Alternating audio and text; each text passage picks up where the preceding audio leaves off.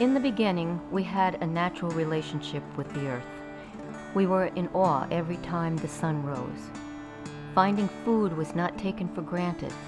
Having shelter and warmth was a blessing.